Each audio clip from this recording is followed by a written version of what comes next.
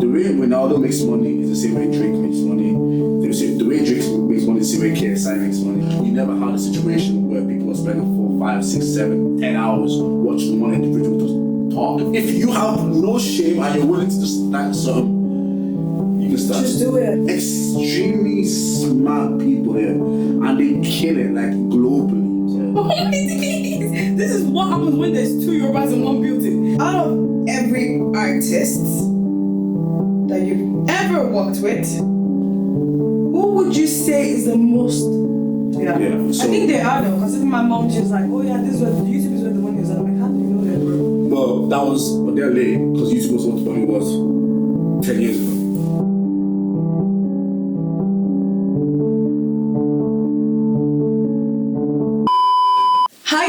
It's another episode of It's Okay Not to Be Okay. I hope you guys are doing good. I hope you guys are doing great.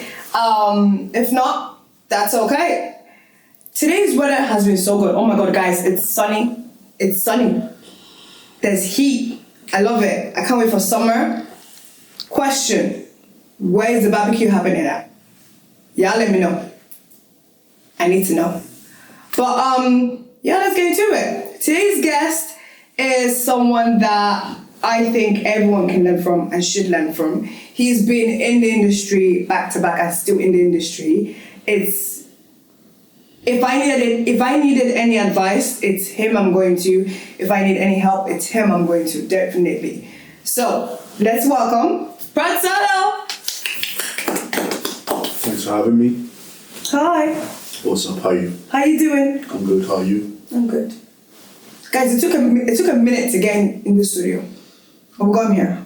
So am I looking at you? Am I looking at the camera? Either or, both. Okay, cool. No problem. Okay. Pratsalo. Yes. How you doing? How you feeling? Good. Life is good. Daily hustle. Daily hustle. Do you like the hustle? Yeah, I feel like. Yeah, I feel like I don't live without the hustle. I don't feel excited without it. So I think it's nearly part of my life now. So it feels empty without it.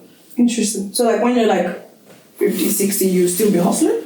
Of course. Really? Just working hard. Yeah. What would a man be doing if you're not working hard? Enjoying his pension? Doing what?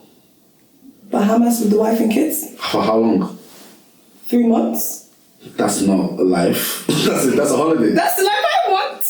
Nah, I can't be doing that. Like look at Snoop. Look at Snoop Dogg. Snoop Dogg is still working. He's 50. He's like 56. Fair. That's fair. Jay-Z too.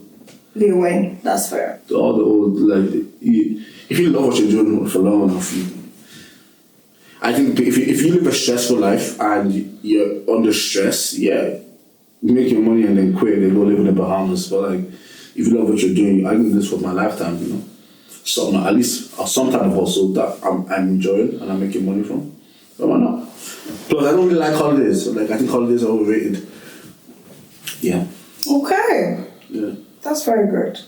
No, because there's a lot of guys that it's like they just want to get that bill and that's it. Like they're not thinking of when they're 50, 60, how life is gonna be at the time where it's like, okay, even if they're not married, they're single, they're free, but when you're 50, 60 and you have nothing you're striving for, working out for, life becomes depressing then. And it's just like, if you live a life of you've always been working and that's all you know, you're gonna have a sense of unfulfillment if you're not doing that. Like obviously at that time I'll be a family man, obviously. Amen. So I'll be obviously giving time to my family, but when I'm not doing that, I'll be wanting to do so with my life as something productive. So either gonna be ministry work and working, yeah. Ministry work? Yeah. Ministry as in church ministry? Yeah. Are you serious? Yeah. Okay, we gonna get into that. I love that. That's good. Yeah. That's very good. Ministry, actually let's get into it now. What? I'm a Christian. I'm a big Christian. Okay. Yeah, and my life has always been a service to God. I need a bit more. I got into music because when I was 2 years old, I was playing drums in church. I played drums in church, played multiple instruments, did music in primary school, secondary school, and university. but always to play in church. I still drum in church right now. Okay. Every Sunday. So yeah. I'm gonna kill you. But so how did you go from being a drummer? Because the stigma that drummers have and right now it's not really cute. But how did you go from drumming to like, yeah, I want to minister? Do you should know, like pulpits and, you know. No, so ministry work doesn't have to be me actually okay, preaching. that's why I wanted you to like, yeah. Okay, so when I say ministry work means ministry, the word minister means to serve. So I'll be serving the kingdom in some type of way or form. So whether that's like giving back financially or actually being involved in. So obviously like I'm not gonna be like, look, if whatever God says, you just have to obey, right? But I don't see myself really preaching. It could be like educating within Christendom. It might be me helping like run a Christian music ministry or like choir or whatever like that. But it will be, I've been doing this since I was young, and I don't ever intend to stop basically. And it could be like helping the church financially. It could be anything really. But I'll be obviously always giving to kingdom and always doing some type of work. I'm working hard at it. Like hard work doesn't have to be. You can do stuff that you're passionate and work hard at that as well. So I don't think at that time I'll be running for something. It will just be living a life of service and something that like fulfillment basically. Yeah, something like that. What I love about like this year. Well, obviously this has been happening. But what I love the most about this year, especially personally for me, is that I say gospel, but it's not really gospel anymore, is it? Gospel rap, I guess. Okay. The gospel rap scene has like evolved so drastically. Really? Oh my days. Name 3 gospel rappers. Lecrae. He's not even. He's been there. Okay, so you mean like the ones at the top? Okay, cool. I thought you were talking on an island. Oh, that's what I'm trying to say. Let me get there. No problem, sorry. Oh my days. This is what happens when there's 2 Yorubas in one building. No. But why are you beating out my? Your name is literally Solomon Akinsoya. Wow, spoil my name online. Damn, that is nuts. That's nuts. Is it Adekinsoya? Look, just leave it. Leave that. Okay, it's coming. No, we need to behave. This podcast, I don't know how we're going to edit this process. Solomon is annoying me. Let's go. Oh, you don't like to be called Yoruba? My name is Adesina. That's too close to my name. I don't like that. Anyways, moving on.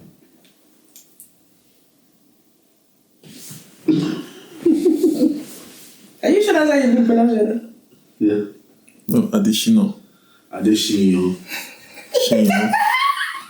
Nah, let's move on. I think you're right. I don't think it's right. It's Y-A-N. Oh. Yes, Adesina. No. No, Adesina is different. Oh no, it is Adesina because my name is Adeniyo. Yeah. The gospel rap scene has increased drastically within, like, say, the last 2 to 3 years. Mm-hmm. And would that be something that you would look into with Irish artists? That's how I started. Really? Yeah, I started with King David, who wrote up a certain now. King David and Andre Vazaz was gospel singing when I started. And Evans used to do like gospel remixes of songs. So we used to have this event called Turn Up with Christ in 2015, 2016, which is basically like the one event like underage, overage, people could go to like in Dublin as like a concert. I believe now people show gospel concerts all the time, so I've stopped. But like we used to do it back then. We were kind of one of the first ones doing it, and we would have obviously worship, and they would have like hype rap, gospel scene, festival kind of settings. I think the last one we did was like 1,100 people. That was like 2017. Me and a guy called Tommy McIntyre, we used to run that. So yeah, so we started with gospel music. And I've always wanted to go back to that. And I still make. I've never actually stopped making gospel music with my friends, but it's just never something I was able to get to that commercial level. And but I'm also I would love to work with a gospel artist that takes themselves seriously. I think it's gonna come back this year. Genuinely, because like even the UK, you need to take yourself seriously. I think on today able to take themselves seriously, just like if you were not doing gospel rap, you were just doing normal rap, and it was like you saw this as a career, you saw it as a way to impact. I think they would take it more seriously. The problem with gospel artists for me is that most times, because of the whole sense of like, you have to follow the leading of the Holy Spirit and all of this stuff, which I agree with, but I feel like you can also be disciplined. They're not very disciplined in terms of like, you have to put in a certain amount of hours, you have to practice, you have to produce, you have to make records, you have to promote it, you have to push all the end-to-end spectrum of how you do well as an artist. I just see a lot of gospel artists don't really take that seriously, but they kill it live. You know, they're amazing live, and just because that's the kind of bread and butter. So yeah, but I would love it. I would love to work with a new gospel artist. I think it's gonna come back. It should. Cause like London God is taking over. Amen. Jokes.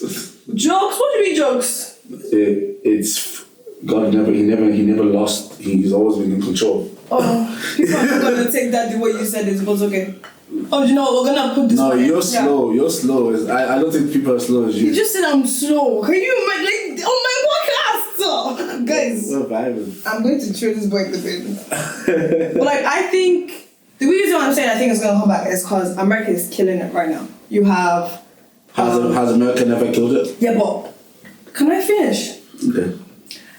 You have Alex Jean, Frank. Dope. What's my man's name? Zanti, I forgot how to spell his name. But they've been doing it, yes. I don't know who that last person is. Zauntee. Don't know. Oh, he's so good. But they've been killing it, yes. But the way I feel like the world wasn't taking them in. Like I feel like they were ahead of their time when they came in. Now these are small boys. Like these are not like in their 40s or they're not as old as Lecrae. They're like youngins. Okay. But I feel like they were ahead of their time. More like not ahead of their time, but no one was really fighting for Christ at that time. Mm-hmm. But now it's like a whole nother level. Mm-hmm. Now that being said, the UK, I've never seen the UK do gospel rap the way they do it. And now I'm hearing gospel drills.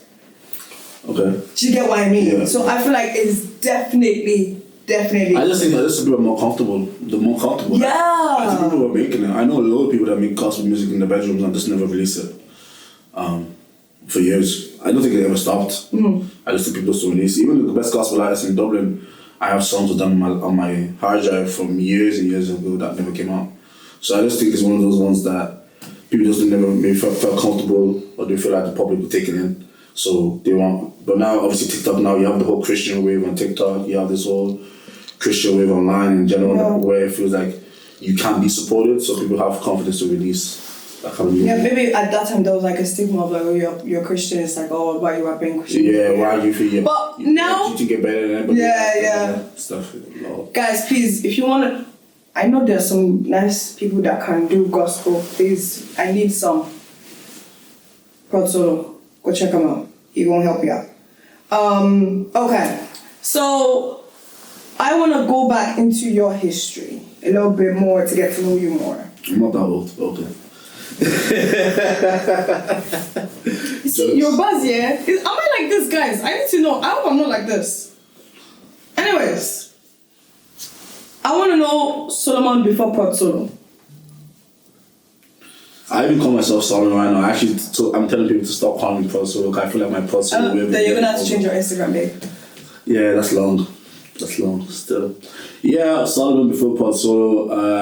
Okay, so as I said before, grew up in church, playing music my whole life, playing sports, and did that in secondary school. Music was my best subject, and I convinced my mom, a Nigerian mom, to actually let me go study music in university, and I was able to convince her to do that, and just always loved music and just always doing it. Play 7 instruments, and I don't really know what else you want to know about Solomon before I got solo. So you moved here when you were 2? I moved to Ireland when I was 2, yeah. And you were born where? UK. Were you actually? Yeah. Would you ever go back? To London? Mm-hmm. No. Why? I stop in and out for work and stuff, but London is everywhere now. There's I think they had a record of last year 10,000 entrepreneurs or rich individuals left the UK to move out to Dubai or move out to other places. Okay. So people like myself or entrepreneurs in general are just not staying in that country. Mm-hmm. So the economy is tough there. Yeah, tax is crazy. Yeah. The tax just left us there, so I wouldn't do that. And plus Ireland right now is a new rich country and they're supporting entrepreneurs more than ever done before. So it's a W to live in Ireland right now. Fair. Okay, so the question I was going to ask was, obviously you fell in love with music, and that was true, I'm guessing, drumming in church and... Well, I just always been in love with music. Just, straight off the bat? Yeah. It wasn't like... Well, yeah, but I feel like some people try stuff and then that's when they fall in love with it. Or is it just... I've always just loved it. Fair. I've never not played music.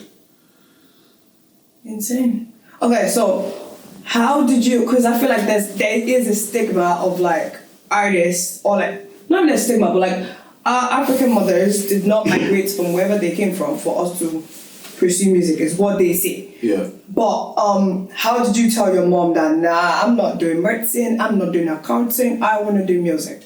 Yeah, it's all gameplay, it's all chess moves. Can't lie, it is. Yeah, it's all chess moves. Basically, so she always knew.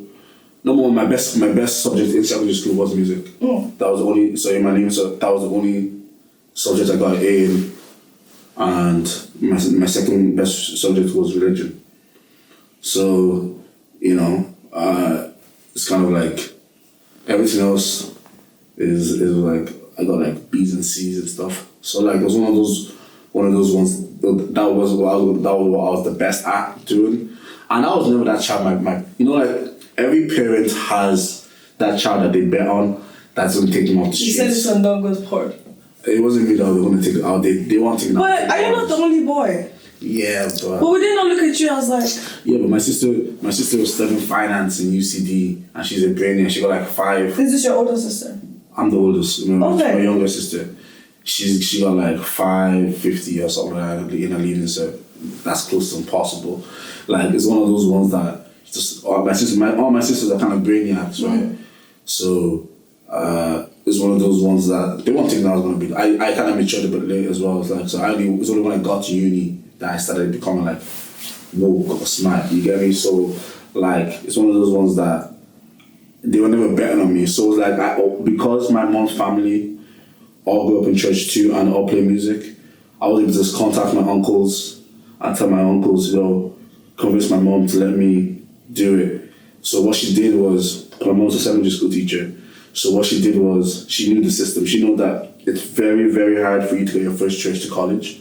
So in Ireland, you have your CAO, and you have 10 choices of courses you get to do, and she knew that it's close to impossible to get your number 1. So people always did like the number 2 or number 3. So she let me put music as the first one, and I put everything else as computer science. So the chances of me getting the music was very slim.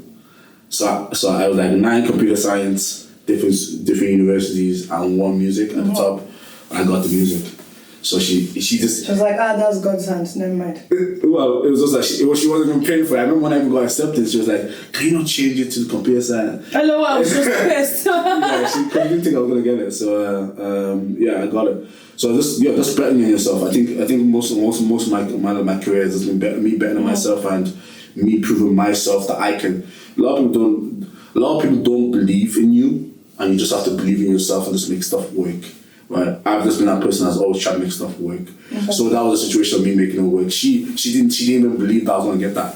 I just did. Do you know, I think that most African parents are like, I say some African parents, because a few people are like, that have been on the pod are like, oh, their parents are like, they're Gara. But I remember when I asked my mom, I wanted to do fashion.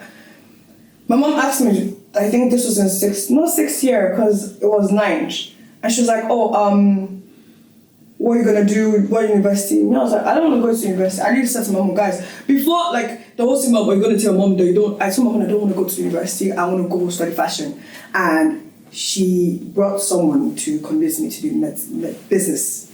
At the end of the day, my mother is the one that is texting me about this and this manufacturer. And it's so funny. So so did you end up doing business? What did you? That's what you did in uni. Yeah. Business management or something? Just business marketing. Business marketing. Yeah. Interesting. Which is that's a good course.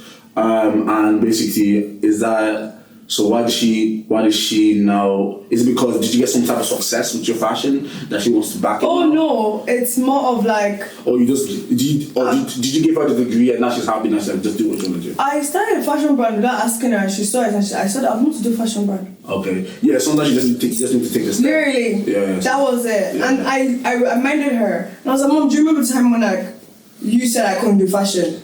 And she's literally texting me, and she's in group chat with like all my manufacturers, and she's like, this woman texts them before I text them. I'm like, do you remember this? And she's like, oh yeah. And she was just quiet. She didn't say nothing. I was like, that's so good. Like, it's such a... But also, our parents are also those human beings learning. I know. I think she's getting old. That's what she's like. They're learning as they're going as well. Like, and sometimes they've lost the bite as well, so they're not as strict as... But it's just a 360 that it's just like, right, that's so insane. Because I could have ended up just going into a normal corporate job and just stuck with that. With the same degree. Yeah, but they all kind of know, like, do you know what? The internet has been, the same way we're on the internet, we're learning stuff every day, they're on the internet, they're learning stuff every day. And it's funny because they all came from Africa, and everybody in Africa is an entrepreneur on the market, selling drinks, selling water, selling whatever.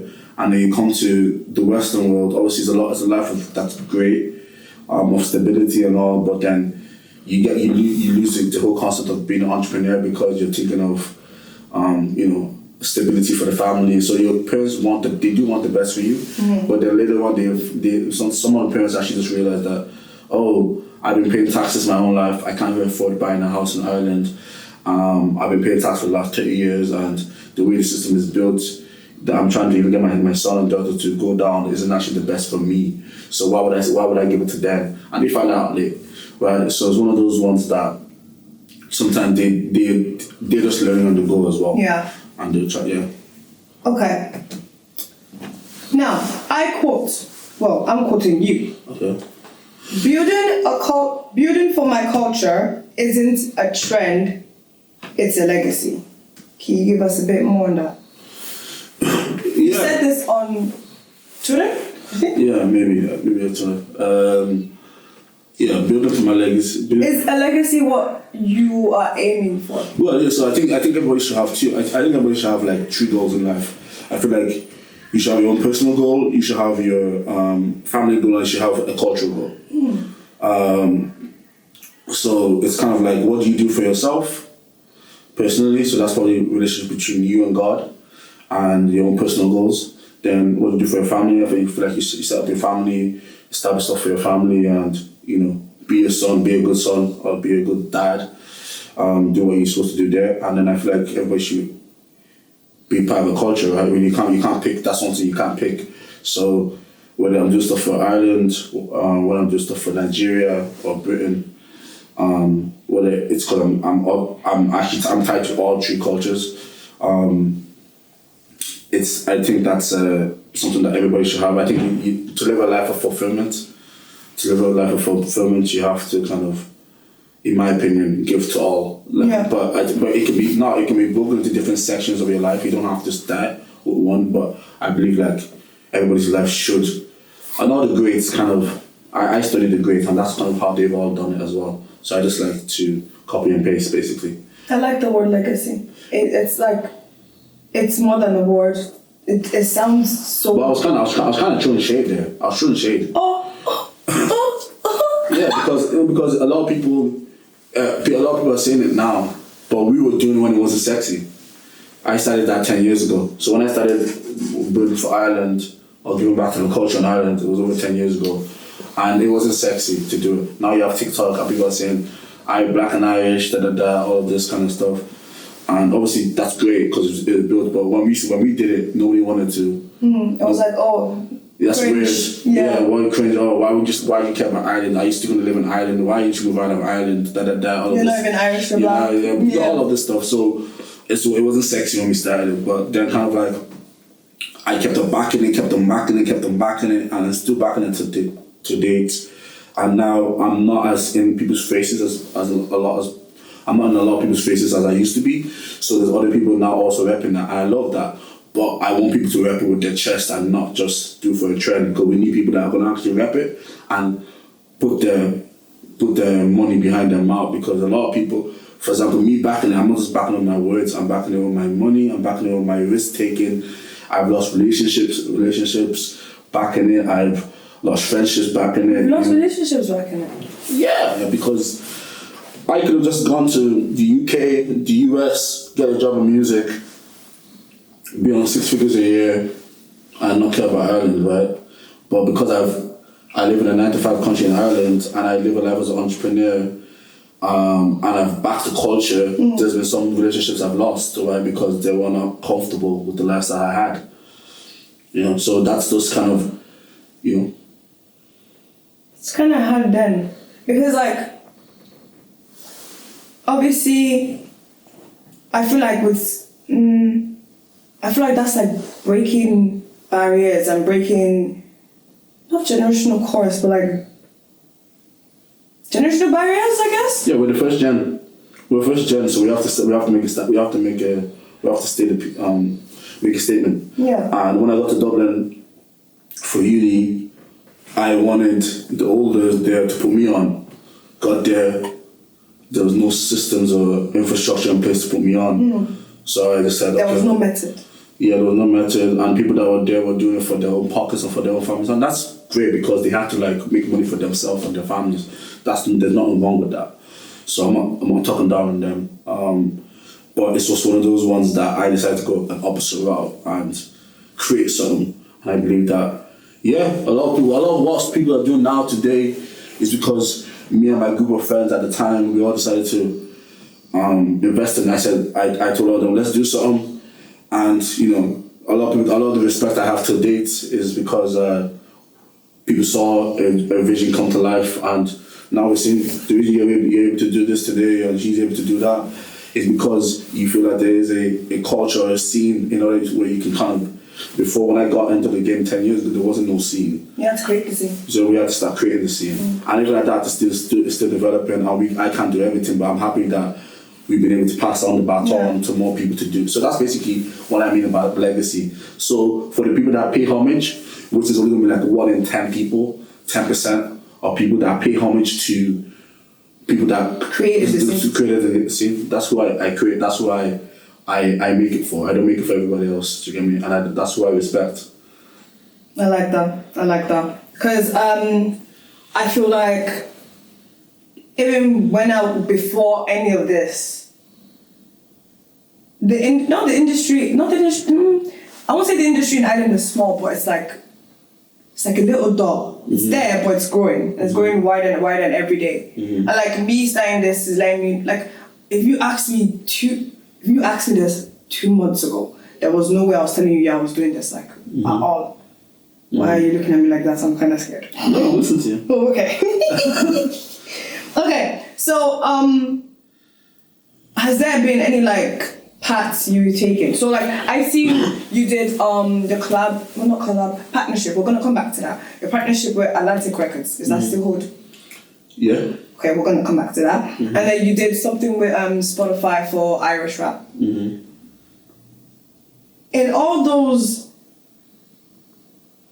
huge steps, this is even before the Irish artists, has there been any, like, pursuits that you tried to go, or, like, routes you tried to go, whether with those two things I've said or any other collabs or steps, that has been like, that there's been a bit of disappointment or a bit of like drawbacks? Okay, so you're saying, so where were the failures? Mm-hmm. Okay, got you.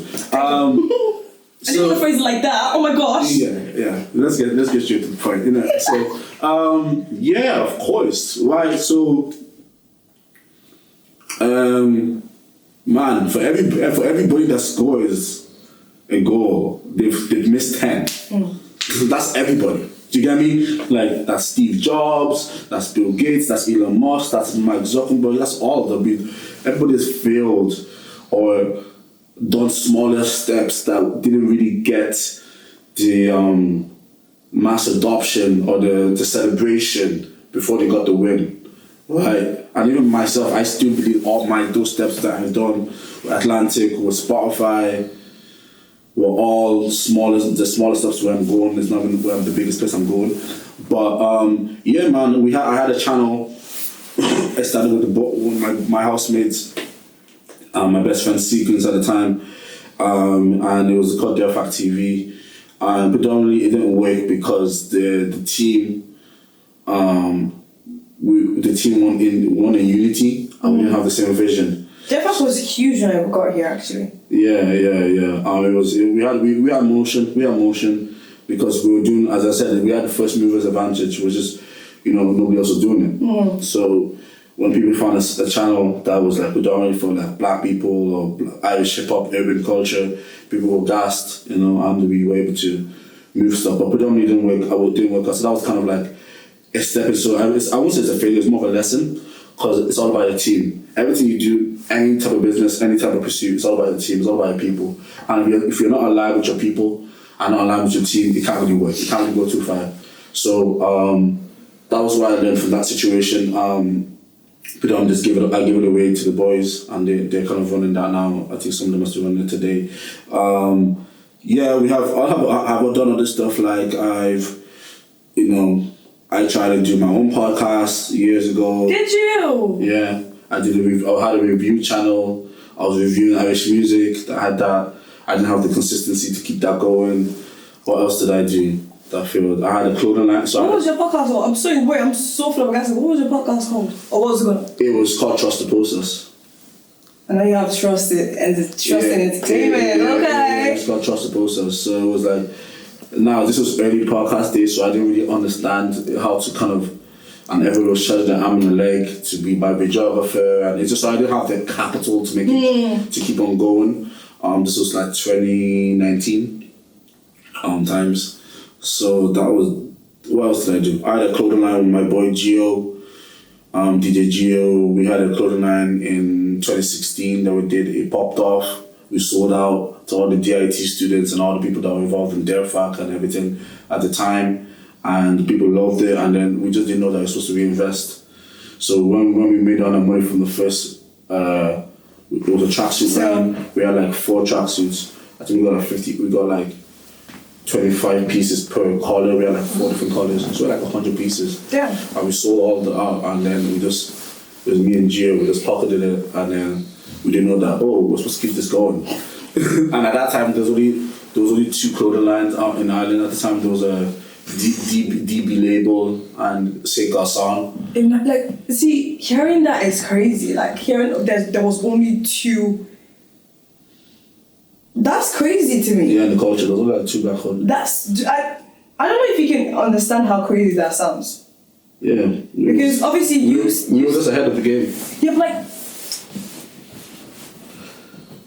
I don't know how to explain like the insanity of it, hearing it, because now we have more than 10, and I'm saying that's 10. That's probably 100. Yeah, I'm saying 10 because I don't want trouble. But everybody and their grandma has a clothing line now. That's crazy. But the thing about it, it's not about the line; it's about the brand.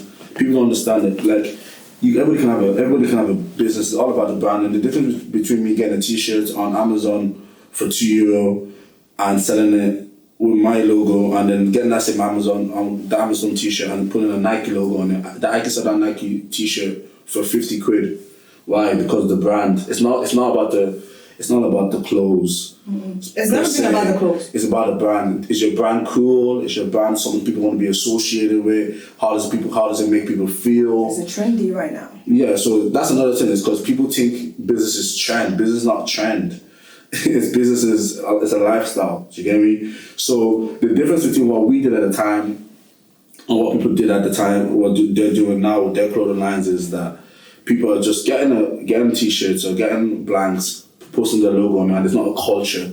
There's no culture or vibe around their brand.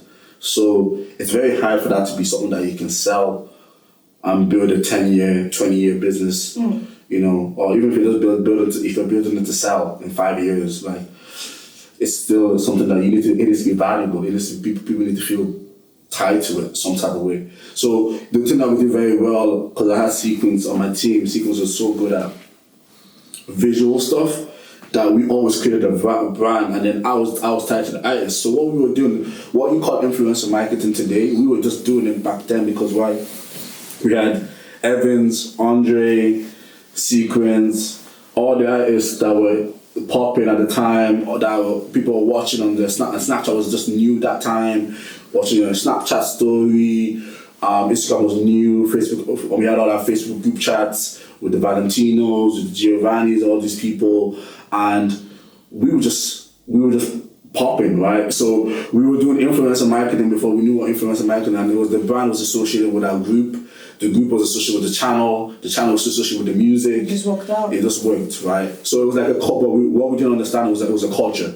It was a culture of, and people buying into that culture. That's what you want your brand to be. Yeah. Some people are buying into. So yeah, it was different. But yeah, that thing is obviously, like, I can consider that a failure, because we didn't keep it going. I don't think so, though. It was a good point. It was a good start. I know I can do it again if I ever tried to, but it's just not, it's not. Yeah, but y'all made the foundation.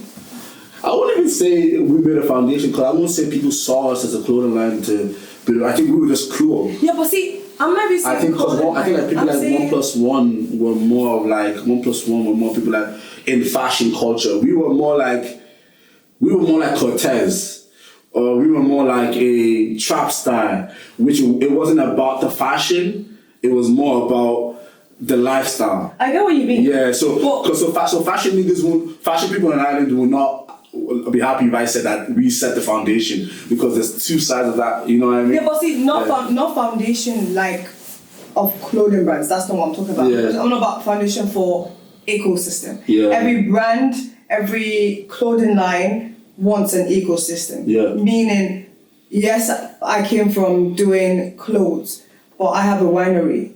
Yes, I came from doing clothes, but I have house deals. Yeah. Yes, I came from doing clothes, but the name Nike is not just Nike. Do you get me? Yeah. Nike has clothes, yes, but Nike sponsors. Nike has academies. Nike has photo shoots. Nike, like, the one goal for every brand owner is to own an ecosystem. Right. Whether it be, take for example, even like artists, when they have, they do music, or they have perfumes and they have clothing lines, Gotcha. or not even clothing lines, merch. Gotcha. Do you get me? Yeah, gotcha. That's why I mean, like, you made that the blueprint of you can have more than just one segment or one industry. Yeah. That's what I'm trying to say. Yeah, because it's y'all don't come from me. it's because it's all about culture. Yeah. And now that word has become sexy, and it wasn't sexy before, but like, yeah, once you tie into the culture and people mess with you, you can build off that, of course. Yeah. Okay, so you. Okay, now this is where you can correct me if I'm wrong, because I don't understand the timeline and I don't understand the technicalities of what I'm about to say. Do you get me? Again, y'all don't come for me. Producer, music exec. Are they the same thing? Yeah, they can do the same thing, but then by definition, a music exec doesn't mean somebody that works with the music. Okay. So like when it says CEO is Chief Executive Officer. Executive just means you work within something, right? So a music executive just means that you work with the music. So you can be a music executive and a producer. I wouldn't consider myself a music producer anymore. I'm more of like an executive producer now. Let's get into it, because I wanted to know the transition, because Trust It's Entertainment, is it? Yeah, that is how you became a music executive. No, when my 14th birthday, my parents got me Pro Tools and FL. So, and they built me a little studio. My godfather built me a studio in my garage in Ennis. So I started recording artists. Funny enough, people like Owen. At 14? Yeah, 14, 15. What? Yeah. Really? Yeah, that's how I started. I didn't know. So I had a drum studio in my drum studio and music studio inside it's still there in my garage in Ennis. At 14? Yeah, that's my parents got. You're mixing music at 14? I was making beats. Take Care album. I recreated the whole Drake Take Care album. I made my own version. That's how I learned how to make. That's how I learned how to make music. Okay. Yeah. So okay, walk me through that whole process to when you got into music executive. Yeah. So I was playing music in school, in secondary school, and we have like music class after, like community after. So me and my boy Kidri and one of my boys Jurish, they had like there was this trend going on at the time where you had a black rapper and a guy and a white singer that plays guitar. That was the trend. What the heck?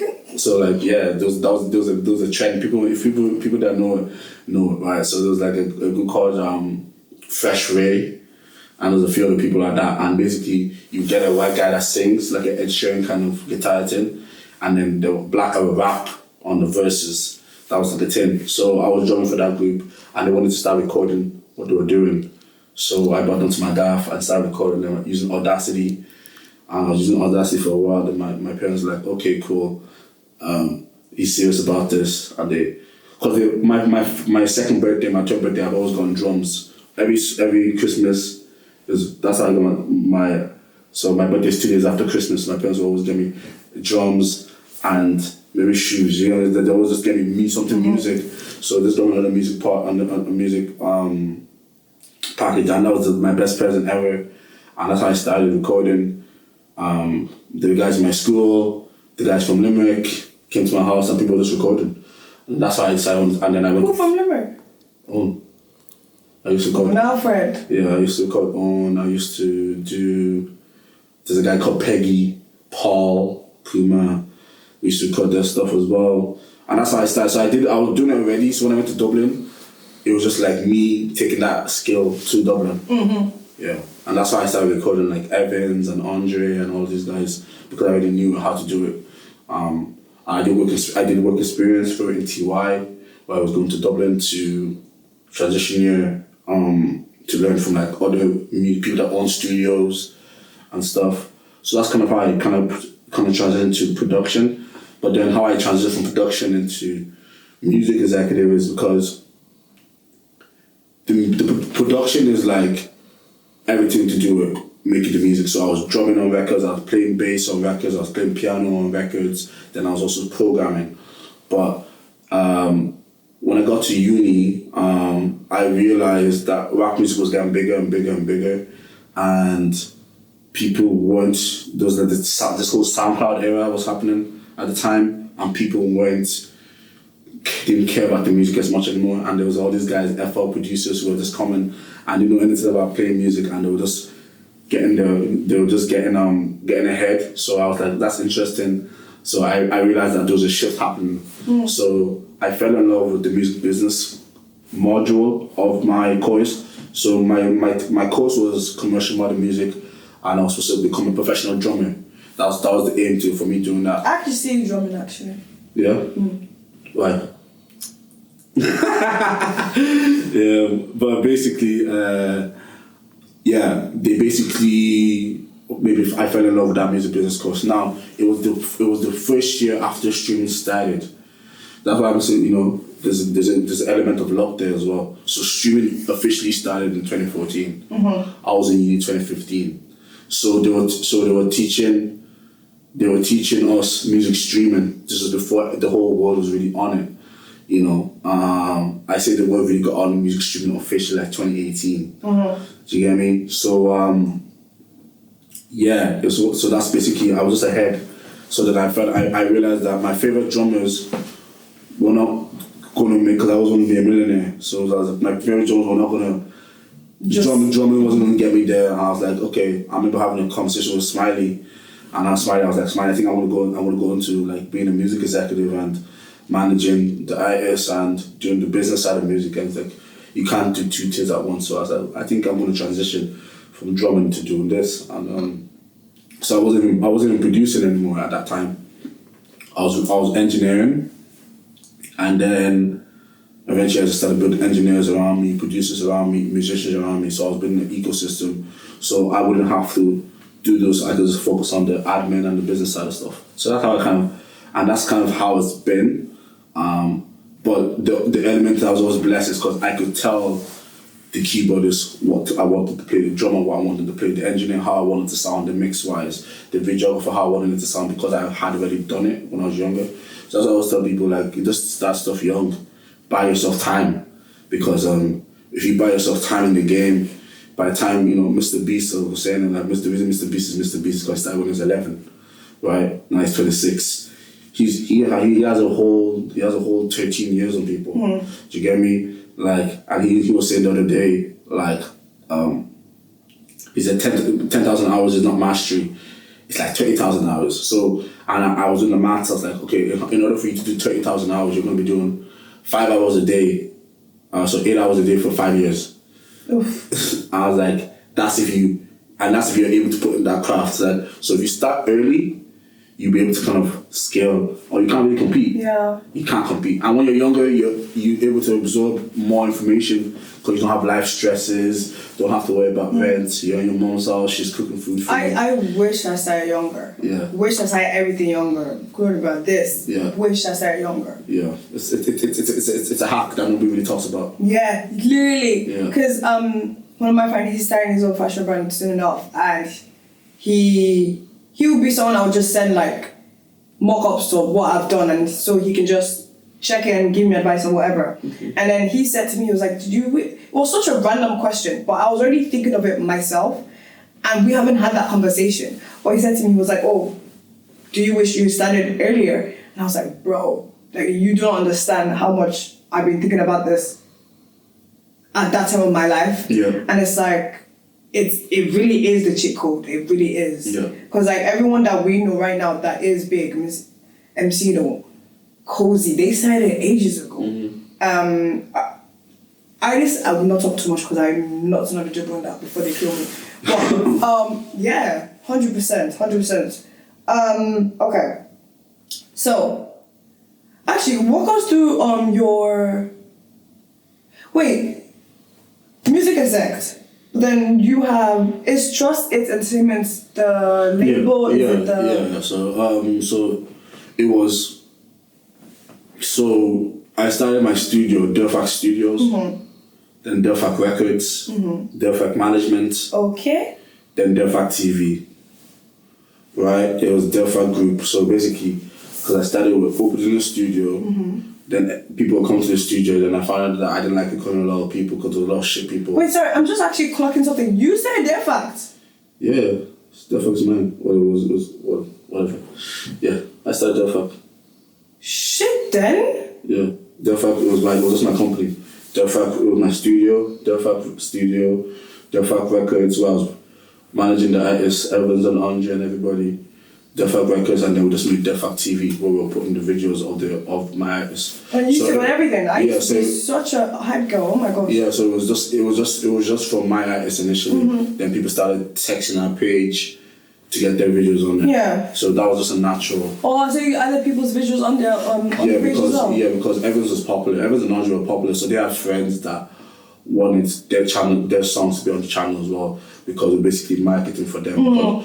It basically the template of what's that hip hop and Grime Daily. So so we started that. I think one person I think the person I went to go see on Delphac was probably like LZ And I was just like, whoa, like that's how I found like the whole bunch of other Irish artists. I was like, right, I did not know that. You guys exist. Yeah. Yeah, that's the point. That was the whole point. Like I think at the time I was trying to get money at the time for the channel, and they were like, I was like, oh, I have access to like 300 artists. I want to post consistently. Like what, 300 artists in Ireland? And that was like 2018 or something. And they were like, yeah, that, and they were like, nah, that doesn't exist. And I was like, oh, okay, you know. And but it's funny because now fast forward, there's thousands of artists in Ireland. Yeah, so we did that. But then when I gave the channel away, I had to change the name of the company. So if you go back to my project, you see my album was called Trusted, because when I used to always come up with these phrases. So there was a time, there was like a meme going on, call me Trust Me Daddy. Yeah, that was a meme going around. So I decided, and I used to say that a lot. So I was like, Trusted, and I said that, and I said I'll sit down my records. And then I used to do like DJ Khaled type albums with different artists from Ireland, and that album was called Trusted by Derfak Records. So when I decided to change the name of the company, I just changed it to Trust Entertainment. So when I left that Derfak, you just basically took your business side of it and made it yours then. Yeah, I just made a parent company on top of everything called Trust Entertainment. So that's my company. That's my parent company. Yeah. Insane. Yeah. And then now you have a partnership with Atlantic Records. Yeah, so we're finishing that now this summer. Cello's last album is dropping this summer, and yeah, that'll be officially our partnership over. It's been about 4 years. Oof. Yeah, it's cool. It was good. It was very fun. Yeah, because you had a lot of artists on it. You had Cello, you have Reggie, you have. Well, I actually dropped. Not dropped. That's not the right word. Actually just focused on Cello for this partnership, because it was the way the labels work. That's how the major labels work. So the way I used to work was I used to work with everyone. 50, no, not everyone. The best in the country. But I used to work with like 20, 30 at the same time.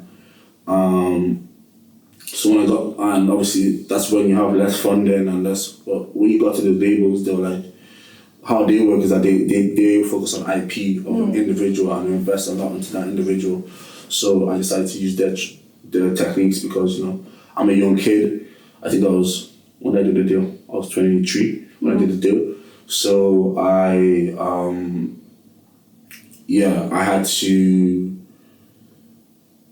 wanted to learn from them, right? So I decided to do their strategy. So that's basically highly of what it was. So it was only Celery that really got the best out of this deal.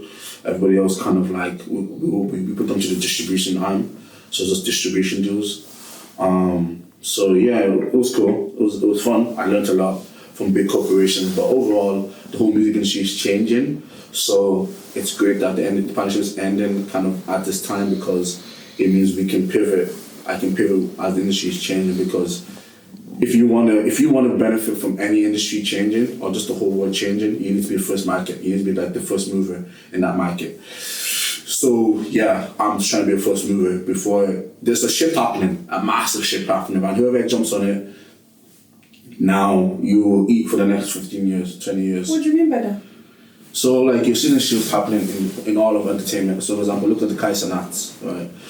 You've seen the Kaiser-Nat, you've seen Mr. Beast. Mr. Beast is like the first ever YouTuber to have his own show on a traditional streaming platform.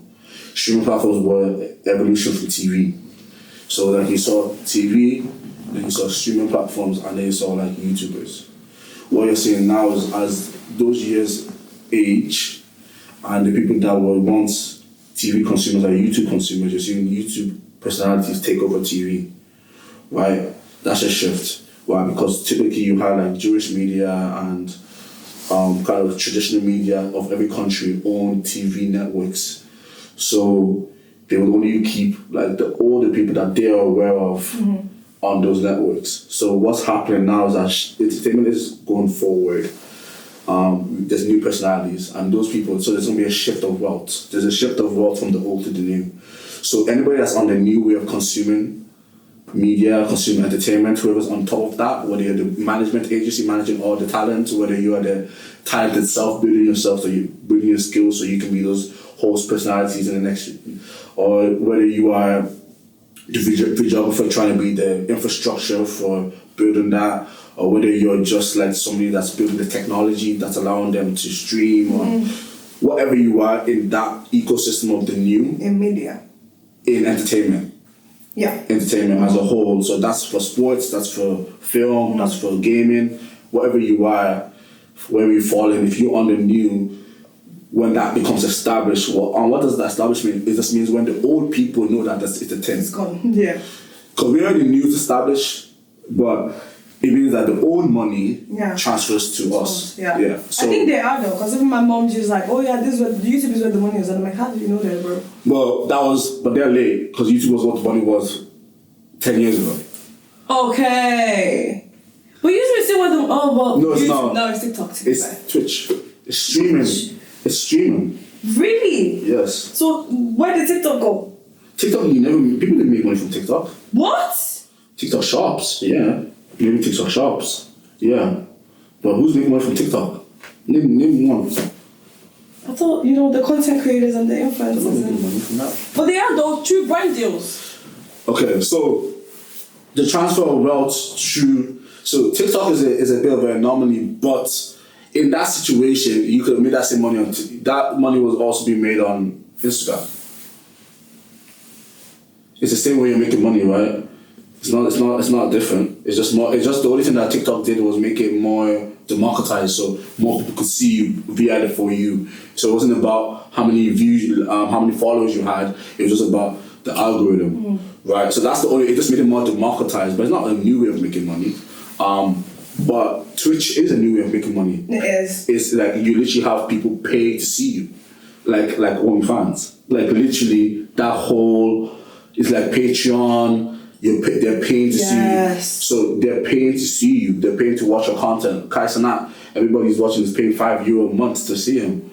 So when he did that subathon, he made like 10 mil in a month. Yeah. So when you're deep in it that way, it's like this is a new business model. So it's one of those ones. Now also, you never had a situation where people were spending 4, 5, 6, 7, 10 hours watching one individual just talk. Right? That was never a way of consuming entertainment before. I think I just have a new idea. Sorry. Yeah, you're just gonna talk, innit? No, because do you know what it is? I was talking to someone about, we were talking about this earlier, and the off-cam stuff is always the funniest stuff. Give me a handshake. Yeah. So. Yeah.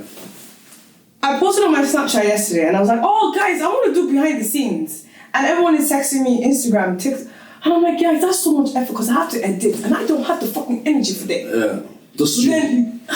That's true. The whole conversation we had. Do you know how many? I would pay for that. Yeah. We need to buy a new phone. That's true. Yeah. Same thing. Self set up. Just connected to a laptop and it's just streaming. Yeah. Do you know many people will even come because they want to see the episode? Then you can just take the full edit and still chop it up into edits for YouTube. You can still do that. But it's basically that's like, yeah, it's a new form of entertainment that people don't get, and like people, it's like. It's bringing back exclusivity because back in the day, how you used to consume stuff was like, for example, you watch a movie first in the cinemas. No, even but the premiere will be only for the celebrities to go watch. Then it will be open to everybody in the cinema. Then you take it from the cinema and they will put it on Netflix. So there's tiers to entertainment. Whereas the way we've built entertainment now is that everything gets everything on one time. It means that you can't really charge, or you can't make the economics doesn't make as much sense. So the way it works with that is that the exclusive is Twitch, then you put YouTube as well as so we're about to make millions. No. Because do you know how many times I've thought of like, take for instance Casey's video today. I wish I can post Casey's video right now. But then I'm like, y'all can't even see the behind the scenes. But then when he said that we're allowed to put those other parts in, I was like, okay, good, because those parts were funny. Do you get me? Yeah. So it's like, there's some bits we have to cut out because obviously it needs to be refined and you can't really post all this. That's not your job. The refinements are for different. So this is why. So if you look at strategy, this is. Wait, are we still on podcast? Are we discussing? Yeah, this is a podcast. So the refinement is not it's not supposed to be a strategy across the board. You're supposed to have multiple strategies to one personality. If you take a personality as a business, you're supposed to have multiple facets of that business. So your team should be able to build that for you. So let me explain that. So basically, for example, Kai Cenat. You have Kai Cenat in his rawest form when he's just talking to his fans, playing games, right? He's playing games on his raw form. He's losing, they're shouting. That's his rawest form, right? But then you have when they do their actual edited shows. They recently just did a talent show. Oh yeah, on YouTube, it's a whole different thing. They do a production. A production is refined. I'm about to make millions. Right? You do a production, so you get a director, you get a production manager, they help you build that out, you build a script. Now you can even do movies, you can do short films where you get even more refined, where you're acting. Right? So there's multiple facets of an individual, of a There's business. a reason why I love this man. Do you understand what I mean now? So yeah, but basically, yeah, entertainment. So whoever jumps on that, yeah, you're when you start streaming, yo, when you start streaming, that network, yeah. I can't lie. Is this boys podcast? We need to stream that. You should. We need to stream that. You should. Obviously, you're not putting this one. You should do both. Like both? You don't have to. Like it's the whole point of this whole thing. No, but I'm saying we need to do that because that's how I'm telling that. That's how when we're starting. That's basically me telling you. Okay, lol. Okay, got you. Yeah, you should just. You can do both. Like the whole point of this is that you can have. Because what's it called? Is it Johan? He started streaming. I was like, wow, okay. We're having our little cast nights is in from Ireland coming up now. Like that's crazy. Yeah. People watched his shit. Yeah. But then they watched the shit for not things I would go watch shit for. But Yeah, but that's what I'm saying. But like think about it, how many people even in your local community are just so interesting. Right? They're just so do you get what I mean? Like it's really not even about hype, because what we're leaving there. It's not going to matter. I'm predicting 5 years from now. It's not going to matter how many followers you have or subscribers you have. Facts. It's going to be about value, interest, value, algorithm. Mm-hmm. So you could have somebody that has 5 followers get 1 million views. It's going to be nuts because it's going to be about quality again. The history just reveals itself. We've just gone through a whole like detox of when TikTok came out in 2018, 2019, and just like the influx of just a lot of shit and a lot of good stuff. So the good will always live, and then the good from TikTok will cross into either Twitch or YouTube or movies. And then it will just be the same. It's like people need to understand, and this I'll tell about music, right, as well.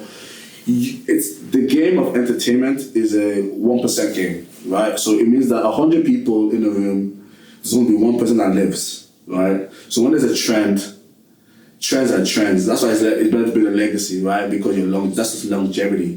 So you're thinking of the way bigger picture. Yeah, exactly. So for every Beyonce that come out, there's probably like another 100 Beyoncés in America at the same time.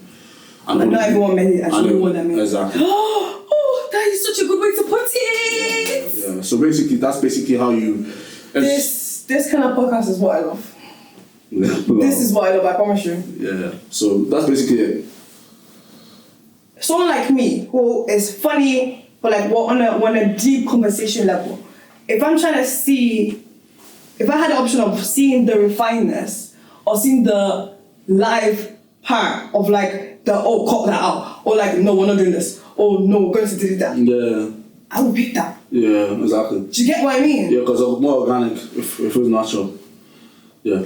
My head has headbanger tonight. I'm going to take my life. Yeah. Okay. Now, let's come back. Mm-hmm. This is still going to be on in this part. I'm going to cut out some of this because they don't need to know my arm. But, I appreciate you being on this chair, man. Wow. Always give back. Always give back to the culture. Come on. Yo! Don't give this advice to someone else, by the way. What are you looking at? None. Why are you doing that? Why did you keep doing that? Doing what? What's behind me? Nothing. Can you see this? This is what needs to be on Twitch. Like, what the hell? No, like the advice is out there, but you know what is? More people just can't. conceptualize. People don't study the game enough to conceptualize everything end to end. Because everything I'm saying isn't. It's like, there. Wait, are you subscribed? Have you liked the video? You're this far in and you haven't liked the video? Comment, like, share with your friends. I know it's impacting you. I know you're enjoying it because you're this far in. You might as well like. And subscribe. I can see you see me. You get me? Exactly. But it's because they... But see, you're... How do I explain this? A fashion brand person looks at trends, looks at quality, looks how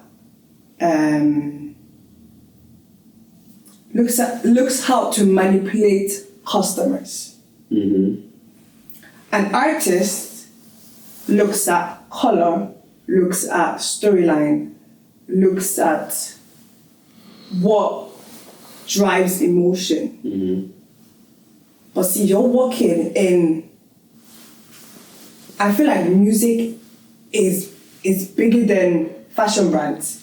It's bigger than artists. It's bigger than acting. Because it's music is the industry itself. Mm-hmm. Music is... I can't go a day without listening to a song. So I feel like... You're not wrong, but do you know what it is? I think it's... Anything is everything, right? So the way you approach anything is the way you should approach everything, right? So the way I see the world, so it becomes, when you take the world out, if you want to have a big view, big ambition, and you take it, how do you close the world down to make it feel small? So how do I make this make fun? I just copy and paste everything. So you can look at music different, but music is the same as sport. As the way Ronaldo makes money is the same way Drake makes money. The way Drake makes money is the same way KSI makes money. It's like when you look at the money. If you look at what was the skill of what was the business model? Tickets to watch football team, tickets to watch Drake, brand deal, sponsorship, exclusive to your fans. It's entertainment is the same, and the 6 sectors of entertainment, there's TV, film, gaming, sports, music, and media. So make a podcast. I don't have time. No. So I'm how do I explain it? You call me a baby in the ocean because I just got here. Mm-hmm. I'm fresh. Mm-hmm. Take this from someone who is fresh so you can understand what I'm trying to say to you. Make a podcast. Because these things are what people like me 2 months ago, 3 months ago would have wanted to hear. Yeah. Do you not get what I'm trying to say? I feel you. There are people right now, and I'm saying this as factual because people are texting me, oh my gosh, I want to start a podcast, I just don't know how to go about it. What do you do for this? What do you do for that? I'm looking at them like, how many times did I retake the entire introduction to this thing? Yeah, I get you. I don't know what the fuck I'm doing here. Yeah, I get you. You just gave me a whole business by sitting in a yellow chair. That's what I do. That's my job. Make a podcast. But that's why... No. Either you make a podcast or you write a book. I don't know how to help you. Yeah. You know, because I've been podcasting for years. Do you know what it is? It's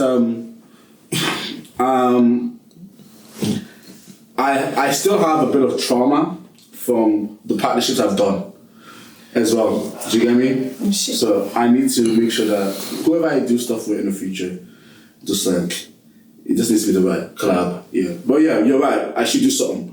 I don't know what that is gonna be, but I will do something. Do you realize how many people's lives you would change? How can someone say to me, oh yeah, you're gonna change someone's life? And I said, I've never changed my own life. Why would I change someone else's life? But you speaking to me, you literally just changed my entire perspective, which is you're gonna change someone's life. Yeah, I get you. You need to make a I don't even know why I have this. I'll give you my plan. Take this setup. Take this setup. No. So will you do it? No glaze. I'm not trying to glaze. No. Oh my god. No, it's like It's because I'm fresh. You do not get it. Being fresh. I get it. I do get it.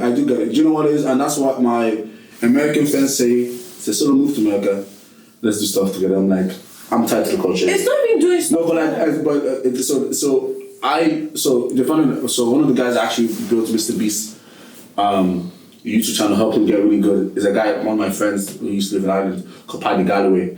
So Paddy is a YouTube consultant. He one of the best. So when I was doing Delphi, he had another channel called Irish Rock Movement, IRMTV, and like when he moved over, he was just like so deep into YouTube. I was like, and I was learning from him. I wanted to buy his channel off him, all of this different stuff, and it was like I understood that he went to go work with Mr. Beast. Mr. Beast at the time was probably like number 5 in the world at the time, maybe or number 6 in the world at the time.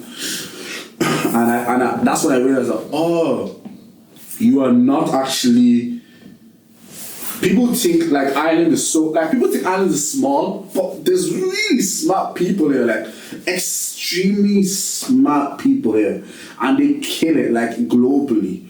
And it's one of those ones. I decided to surround myself with people that were just never, they were never confined to a small mindset. And that's when you spend enough time with people who are also killing it in what they do, your mind expands. And then you realize, oh, what did you do there? Oh, I just got a referral. Oh, right. And you just you realize that sales is the same everywhere, marketing is the same everywhere, branding is the same everywhere, finance is the same everywhere. It's just like, oh, we make the world so complicated. It's not like the world is. It's not as complicated as people like to make. Most times, the way I like to do it is, what's your goal? What's your objective? What's your outcome? And who's done it before? How did they do it? Get 10 options of how you're supposed to do it. What aligns with your values the most, and then reverse engineer it. Reverse the steps back to where you are at, and you know. For every goal you score, you're gonna miss 10. Do you get me? Or 9. Do you get me? So you just need to know that that's the failure. But the faster you fail, the faster you win. As black people, one thing that's bad about black people is we shame. We like to do the shame game. So because our parents have grown up insulting us when we do something wrong all the time, we're afraid to fail. So it's never built into us. And we're afraid to fail, and we're afraid to have public embarrassment. But the real truth is, the people that win are willing to fail and fail shamelessly and just keep on going until they win. Right? You just need to fail until you win. And you see, that fail comes with embarrassment. The embarrassment. It's too much for black people. So your person that's telling you that she wants to start a podcast, it's not that she couldn't start it. It's the fear of failing. Yeah. So that's it. So once you can get rid of that, just start something. Just start today. That's facts. That I had to learn that the hard way. That's facts. Like this mic. Now this mic before you want to start a good podcast. This is a good mic. But before, this is like 300 euros to start a podcast. 300 euros. The interface. 200 euros. Don't. The lights. Don't. The lights. No, I'm saying that it was you before you want to start podcast. You like $2,000 to start. You know, that's if you already had something that's a good camera. If you had another camera on top, that's another $2,000. That's $4,000. So then $5,000 to start a podcast before. Now you can get it on Timu. You get it on Timu for 10 euros. You can get a shit camera on Timu for 100 quid. So if you have no shame and you're willing to just start something, you can start. Just do it. You can start. Just do it. You can start. I won't say don't just do it. I will say start. Because sometimes when they say just do it, it's, no. Yeah, but just do it doesn't mean like just do it. It means like, do it, you'll be good, like. Yeah, and study consistently. Obviously, yes. Or you find people like Solo to advise you, to be honest, because I didn't do that. Well, a lot of people get advice. There's ChatGPT. Everybody has knowledge. People, it's just about who's ability to do it. I'm not asking ChatGPT. Oh my gosh, to be fair, I did ask ChatGPT I asked ChatGPT what to name this podcast, by the way, guys. It wasn't what I went for, but it agreed with me that this was the right name to go for. So yeah. Yeah, lit. That's lit. Crazy. So you said we're talking earlier, and you said to me, this is off camera, but you said to me that you have TikToks, and do you post on TikToks? I don't post as I'm supposed to. I'm gonna stop you there. Do you talk on TikTok? Yeah. What do you talk about? Business. Can you start giving advice? Yeah, that's what I was doing. I think that my biggest TikTok is I said what's the easiest way to make money today and then that you don't have to work 9 to 5, and I said make money for rich people. Can you please put that as a quote? You know how we do like the thumbnail and do things for rich people. Easy. Get 5 clients. There's 5 in every town in Ireland. Every town there's a rich person. Ireland actually has one of the biggest millionaires per capita. So there's 220,000 millionaires in Ireland, and we're in a population of 5 million people. So we actually have one of the biggest per capita percentage of millionaires. So in every town there's millionaires somewhere, right? And companies somewhere. So I said the easiest way for you, if you just wanna make, if you just feel like, if you're like, I just need to make 2 grand a month, 5 grand, 10 grand a month, just get 5 people in the town that need to do TikToks, old people, and just do TikToks for them. Charge them $1,000 each. They'll pay it. It's that simple, right? Or go to the local pub or the local fitness and say, oh, who's doing your social media for you? Who's doing your Facebook ads for you? Who's doing your Google ads for you? And just say, okay, I'll charge you $2,000 a month to do it for you. You have to never worry again. Because they all have to now do stuff. So I said, so you go to rich people or business owners and make their life easier, and that's how you don't have to work a 9 to 5. It's still business, so you still have to work hard, but at least you don't have to work for the man. So that was a TikTok I dropped on. I don't drop a lot. Do you know what you need to do? You need to start like reposting them TikTok on like your page or something. Do you know what? I'm building a silence right now. I'm building a really big part. No, maybe this is not the time to be silent.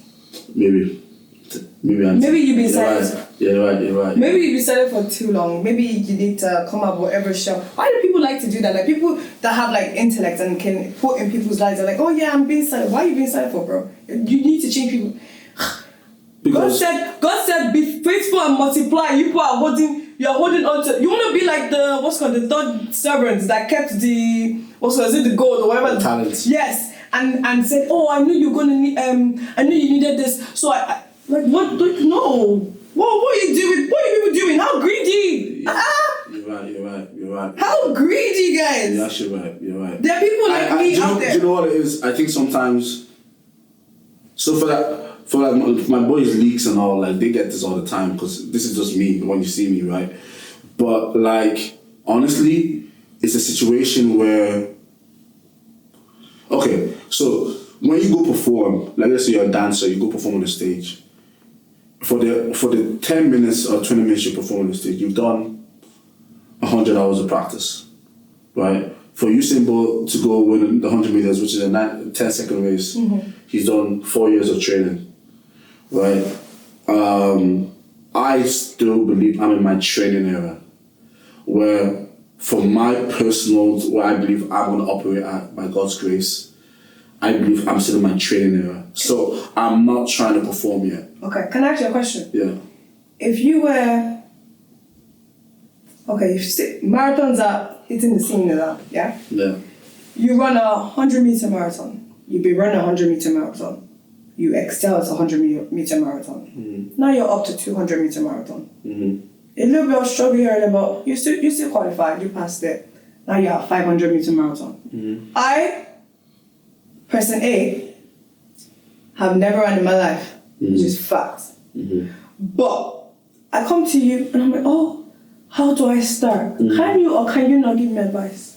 Yeah. Okay. Now, I'm gonna ask you one last question. Talk to me. Out of every artist that you've ever worked with, who would you say is the most promising? If you thought that he was going to answer that, you're funny as hell.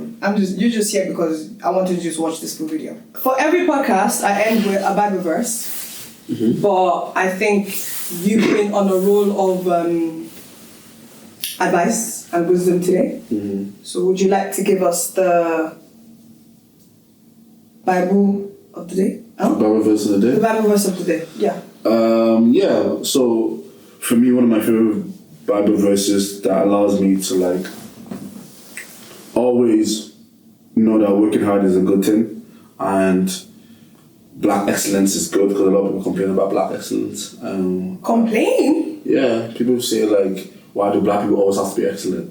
And why people can be... Is that a thing? Yeah. Well, of course we have to be excellent, we can't stay people. Yeah. So, and just to kind of always like know that for your business, whether it's your business, whether it's your craft, you know, you should be the best at what you do. And if you want to get to that 1%, you want to get to the best in the world at what you do and make a living for you, your family, your legacy, for whatever you're doing in your life. This is a verse that I read to give myself.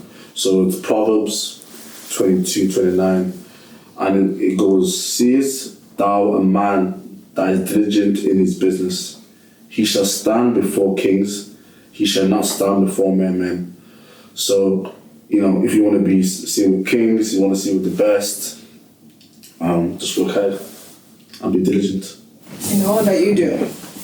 And that's it from us, guys. It's been Val, and that's Solomon. Solomon. Trust. Bye.